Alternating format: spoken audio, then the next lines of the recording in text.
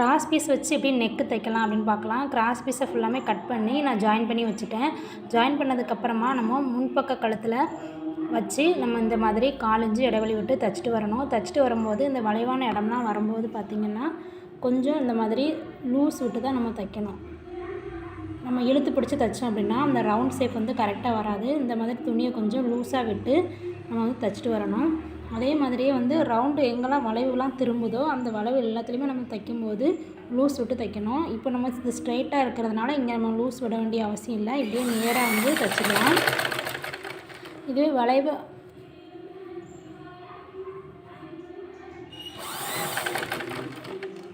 பாருங்கள், இந்த வளைவான பகுதியில் நான் தைக்க போகிறேன். தைக்கும்போது வந்து கொஞ்சம் லூஸ் விட்டு தான் தைக்கணும். இழுத்து பிடிக்காமல் இந்த மாதிரி கொஞ்சம் லூஸாக விட்டு தைங்க.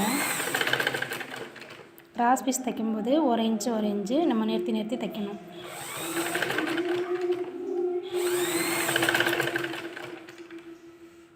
இந்த மாதிரி லூஸ் விட்டு தான் தைக்கணும்.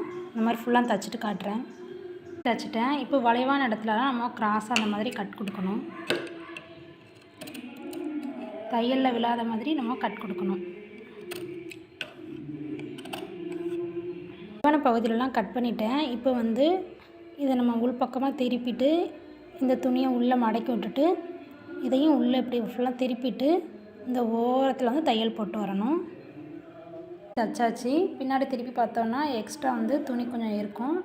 கம்மியாக இருந்துச்சு அப்படின்னா நம்ம கட் பண்ண வேண்டாம். கொஞ்சம் நிறையவே இருந்துச்சு அப்படின்னா இந்த இடத்துலலாம் பார்த்திங்கன்னா கொஞ்சம் நிறைய இருக்குது. இதை வந்து நம்ம கட் பண்ணிடணும். கட் பண்ணும்போது கீழே உள்ள ப்ளவுஸ் கிளாத்தில் படாமல் நம்ம இதை மட்டும் கட் பண்ணணும். கட் பண்ணிவிட்டு காட்டுறேன். பண்ணியாச்சு. இப்போ என்ன பண்ணணும் அப்படின்னா இதை அப்படியே உள்பக்கமாக திருப்பி நம்ம இதுக்கு மேலே ஒரு தையல் போட்டு வரணும். உள்பக்கமாக அப்படியே ஃபுல்லாமே திருப்பணும் அப்படின்னா அது திரும்பிடும். அப்புறமா அந்த ஓரத்தில் வந்து நம்ம தையல் போடணும்.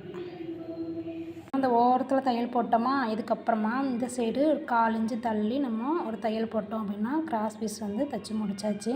இப்போ நான் தையல் போட்டுட்டு உங்கள்கிட்ட காட்டுறேன் எப்படி நீட்டாக ஃபினிஷிங்காக இருக்குது அப்படின்ட்டு. பாருங்கள், இப்போ ஃபுல்லாமே தைச்சி முடிச்சிட்டேன்.